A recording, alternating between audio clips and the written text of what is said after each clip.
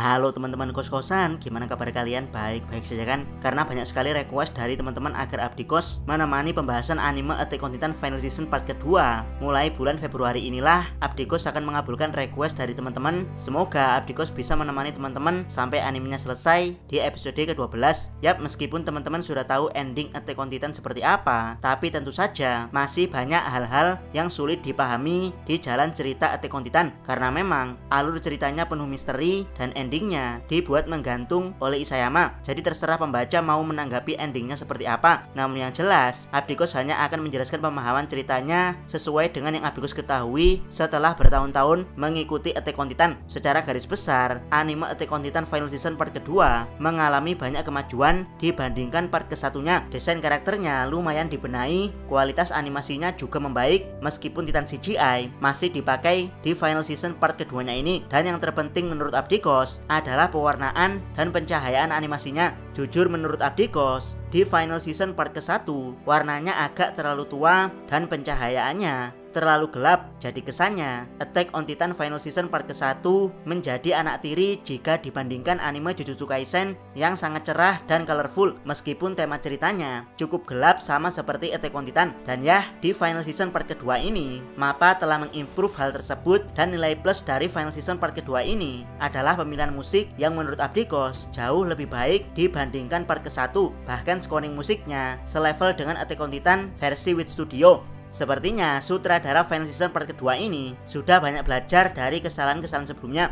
Oke, dari tadi Abdi Kos cuma berbicara mengenai kualitas Attack on Titan Final Season part kedua. Berikutnya kita masuk ke pembahasan tiap episodenya. Karena bulan ini anime Attack on Titan sudah masuk ke episode kelima, jadi Abdi Kos melewatkan 4 episode pertama dari pembahasan anime Attack on Titan Final Season part kedua. Tapi jangan khawatir, Abdi Kos akan menjelaskan secara detail apa yang terjadi di tiap episodenya satu persatu. Dan berikut pembahasan hal menarik di Attack on Titan Final Season part kedua episode ke-1. Check it bro. Pertama, Kapten Levi mulai menjadi beban. Buat yang lupa, Attack on Titan Final Season part ke-1 diakhiri dengan perang paradis yang akan segera pecah, dan juga Kapten Levi yang sekarat setelah sosokan tidak segera membunuh Zeke. Dan episode ke-1 Attack on Titan Final Season part kedua ini dibuka dengan memberitahukan kondisi Kapten Levi. Kita diperlihatkan dua jari Kapten yang terlepas, atau lebih tepatnya jari telunjuk dan jari tengah. Jadi sang Kapten tidak lagi bisa mengacungkan jari tengah pada soulmate-nya, yaitu Hanji Zoe. Kemudian diperlihatkan kondisi wajah sang Kapten yang hancur. Sepertinya sang director dan animator Attack on Titan Final Season masih mengasihani Levi, yaitu meski wajahnya hancur, tapi lukanya masih bisa dibilang wajar. Bahkan matanya yang terluka masih diperlihatkan membuka. Jadi kesannya meski terluka sangat parah, tapi kebedesan beliau belum sirna dengan mata yang terbuka ketika pingsan. Yap, makhluk bedes mana yang pingsan dengan mata terbuka kalau bukan Kapten Levi Ackerman? Hal ini berbeda dengan Isayama yang membuat wajah tampan Levi tampak sangat-sangat berantakan ketika digambar di manga. Bahkan kedua matanya tampak tertutup. Itulah kenapa saat adegan ini muncul di manga, banyak para fans Levi yang kecewa karena karakter terpopuler di Attack on Titan dikira mati alias terkena jiwa barbar dari Hajime Sensei. Saat menemukan Levi, Hanji sedang ditawan oleh para Jaegeris yang sedang mencari Zeke. Disinilah mereka terkejut sekaligus bingung karena manusia terkuat di Attack on Titan kondisinya terlihat sangat mengenaskan. Namun meski begitu, salah satu Jaegeris mengatakan untuk segera meledakkan kepala Levi demi memastikan kematiannya. Yap, reputasi Levi yang terkuat memang sangat terkenal di semua resimen, baik Survey Corps, The Garrison, atau polisi militer. Mereka mengakui kekuatan Levi. Itulah kenapa meski kondisi Levi terlihat parah, tapi mereka tetap ketakutan kalau Levi bangun dan membantai semua prajurit yang ada di situ. Untung Hanji yang cerdik segera mengatakan kalau Levi telah mati, sehingga Jaegeris mengurungkan niatnya untuk meledakkan kepala sang Kapten. Meskipun sedari tadi Abdi Kos memuji betapa bedesnya sang Kapten dalam keadaan sekarat, namun mulai dari sini beliau akan menjadi beban bagi semua orang, alias dia akan mulai direndahkan derajatnya oleh Isayama. Ini penting mengingat Isayama butuh para pembaca fokus ke tokoh utamanya, yaitu Eren Yeager, Armin, dan Mikasa. Masa para tokoh utama selalu kalah populer sama Levi?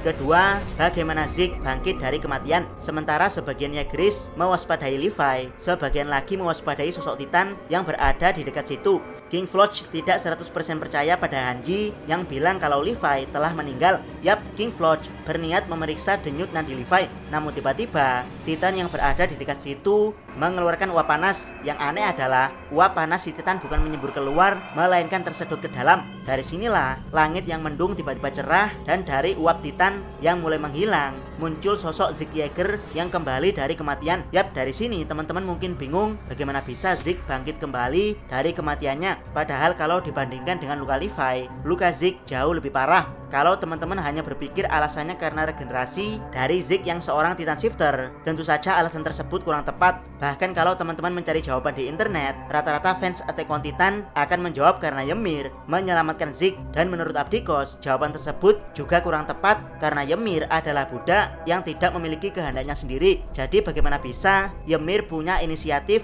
untuk menyelamatkan Zeke? Yap, jadi apakah jawaban yang paling tepat? Menurut Abdikos, jawaban paling tepatnya adalah Zeke yang punya darah bangsawan secara tidak sengaja memerintahkan Ymir untuk menyelamatkannya. Jadi sebelum kematiannya, Zeke yang mulai kehilangan kesadaran berhasil masuk ke dunia Path, di mana dia secara refleks menyuruh Ymir untuk menyelamatkannya. Bisa teman-teman lihat bagaimana Ymir tiba-tiba menoleh ketika Zeke sampai ke dunia Path dalam keadaan sekarat. Jawaban Abdikos berdasarkan fakta bahwa Zeke berhasil masuk ke dunia Path dengan usahanya sendiri. Ingat, dunia Path adalah dunia yang sulit dimasuki kecuali oleh mereka yang berdarah bangsawan dan mewarisi Founding Titan. Zeke dan Eren kurang memenuhi dua syarat ini. Zeke hanya berdarah bangsawan, sementara Eren hanyalah pewaris Founding Titan. Keduanya harus bersentuhan untuk memenuhi syarat agar bisa masuk ke dunia Path. Jadi bagaimana Zeke bisa tiba-tiba masuk ke dunia Path? Jawabannya adalah dengan sekarat. Ya, biasanya para pewaris Founding Titan berdarah bangsawan masuk ke dunia Path saat ritual pewarisan kekuatan Titan, alias detik-detik sebelum mereka menemui ajal. Dan ya, Zeke secara beruntung berhasil masuk ke dunia Path juga sebelum ajal menjemputnya. Jadi ketika sudah masuk Path, maka Ymir mutlak bisa dia kendalikan layaknya budak. Sayangnya Zeke tidak menyadari hal ini ketika pertama kali masuk ke dunia Path. Bahkan dia baru menyadari kalau tempat aneh tersebut adalah dunia Path setelah dia berhasil bangkit dari kematian di dunia nyata. Andaikan saat itu Zeke tahu, mungkin dia langsung bisa memerintahkan Ymir untuk mengeuthanasia kaum Eldia. Hanji yang mengetahui hal ini langsung ketakutan karena bahaya yang lebih besar tiba-tiba muncul kembali dari kematian. Dia pun mengambil tindakan sigap dengan melompat ke sungai sambil membawa tubuh Levi yang sekarat. Ketika perang Paradis dimulai, yang ditunggu-tunggu akhirnya terjadi. Perang pembalasan dari tentara Marley setelah kampung halamannya di Liberio dihancurkan dimulai. Nama resmi perang ini adalah Perang Paradis. Ratusan tentara Marley diterjunkan dari kapal terbang, termasuk meriam anti-titan yang telah dimodifikasi juga dijatuhkan. Tidak lupa sang anak emas Isayama yang terhormat saudara Rainer Brown juga terjun dengan gagah berani menuju medan pertempuran dengan berubah menjadi armor Titan.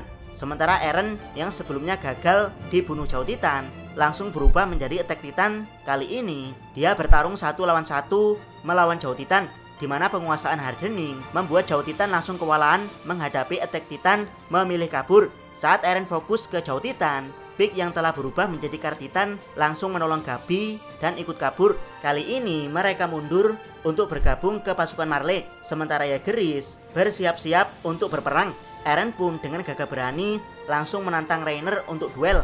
Ini adalah duel keempat sang penyerang dari Paradis si Attack Titan melawan sang perisai dari Marley, sang armor Titan. Sementara itu, Komandan Magat langsung menganalisa situasi berdasarkan laporan dari penyusupan Pig di Paradis, di mana kekuatan Founding Titan sampai sekarang masih belum digunakan karena Zeke masih menghilang. Magat pun langsung bisa menyimpulkan kalau belum aktifnya kekuatan Founding Titan kemungkinan berhubungan dengan menghilangnya Zeke. Jadi fokus tentara Marley saat ini adalah mencegah pertemuan Eren dan Zeke sambil berusaha kembali merebut Founding Titan. Pertempuran Rainer dan Eren pun dimulai meski berhasil dibogem dengan Hardening hingga wajah armor Titan hancur. Tapi Rainer tetap bisa memberikan perlawanan balik dengan fokus membanting Eren. Eren pun juga demikian. dengan brutal dia melawan Reiner dengan tendangan Titan Preman, sehingga meski tanpa hardening sekalipun, Reiner berhasil dibalas oleh Eren. Namun dari belakang, Zhao Titan datang dengan cakar super tajamnya berniat membunuh Eren. Namun Eren kali ini menggunakan kekuatan Warhammer untuk berniat menusuk Zhao Titan dengan tombak yang keluar dari punggungnya, namun berhasil dihindari, bahkan dihancurkan oleh Zhao Titan. Armor Titan kemudian dari depan menahan pergerakan attack Titan agar Zhao Titan dengan leluasa menyerang tengkuknya. Namun Eren menggunakan booster dari kekuatan Founding Titan untuk memunculkan tombak Warhammer di area pertarungan, sehingga Armor Titan dan Zhao Titan langsung tertusuk telak dan menggantung di atas tombak. Apakah selesai? Tentu saja belum. Para Jaegeris datang dengan tombak petir untuk meledakkan armor dan Zhao Titan yang tertusuk tombak. Namun tiba-tiba Duar, kepala attack Titan, tertembak hingga bocor. Dan ya, pelakunya adalah Magat dengan meriam anti Titan yang telah dimodifikasi. By the way, meriam ini sebenarnya adalah penemuan negara Timur Tengah untuk menghadapi Titan Marley. Namun setelah aliansi Timur Tengah kalah dalam perang 4 tahun melawan Marley, mereka akhirnya menjadi bagian dari aliansi Marley dan menjual penemuan mereka pada Marley. Infonya bisa teman-teman lihat di pertengahan episode ini. Eren pun langsung lumpuh seketika, meski bukan lumpuh permanen. Namun hal ini cukup memberikan waktu bagi Armor Titan dan Zhao Titan untuk mencoba kabur dari tombak Warhammer. Belum selesai, Jaegeris yang sebelumnya gagal menyerang Armor dan Zhao Titan langsung ditembak mati oleh para tentara Marley yang bersembunyi di atap. Sebenarnya kalau teman-teman membaca manga, adegan ini memang sangat epik. Dan ya, sutradara Yuichiro Hayashi berhasil menghidupkan keepikan sekaligus keintensan adegan ini di anime. Belum selesai, setelah diberondong peluru senapan, Jaegeris yang berhasil selamat dari bersembunyi di sisi lain atap kembali diberondong dengan machine gun dari atas kapal terbang Marley.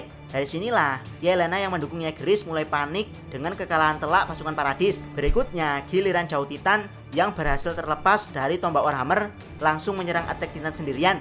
Namun meski lumpuh, Eren tetap memaksakan dirinya untuk menggunakan kekuatan Warhammer yang menguras banyak energi. Walhasil meski berbahaya, tapi serangannya lambat sehingga berhasil dihindari Zhao Titan. Magat dengan tanpa ampun kembali menembak kepala attack Titan dengan meriam anti Titan.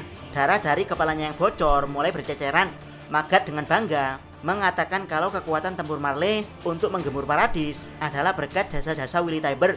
Yang itu berarti tentara yang ikut menggempur Paradis bukan hanya dari Marley, tapi juga aliansinya, yang memang juga dendam setelah Eren membunuh para perwakilan bangsa-bangsa yang hadir di Liberio. Eren benar-benar tidak berkutik. Kali ini giliran Armor Titan setelah terlepas dari tombak Warhammer, dia melepas tombak yang masih menancap di tubuhnya lalu menusukkannya ke tubuh attack Titan. Bisa dibilang pihak Paradis sudah kalah telak. Onyan Coppon yang sebelumnya di sisi Yelena langsung lari menuju ke Armin dan kawan-kawan yang dipenjara. Disinilah Onyan Coppon memohon agar Armin, Jan, Mikasa, dan Connie menyelamatkan Eren. Namun karena mereka taunya Eren dan Zeke serta relawan Marley akan mengeuthanasia kaum Eldia, jadilah Connie menolak mentah-mentah permintaan Onyan Coppon. Namun Onyan Coppon menegaskan kalau sejak awal para relawan benar-benar ingin mengembangkan Paradis demi melawan Marley. Euthanasia adalah rencana rahasia Yelena dan Zeke yang tidak pernah diberitahukan ke para relawan. Jadi saat ini yang tersisa dari para relawan hanyalah Rambling dari Eren. Yap, jika Eren berhasil melepaskan Rambling, maka para relawan yang mengkhianati Marley bisa tenang untuk puluhan tahun ke depan dengan tinggal di Paradis. Bahkan para relawan siap membantu kelompok Armin untuk mencegah Zeke melakukan euthanasia.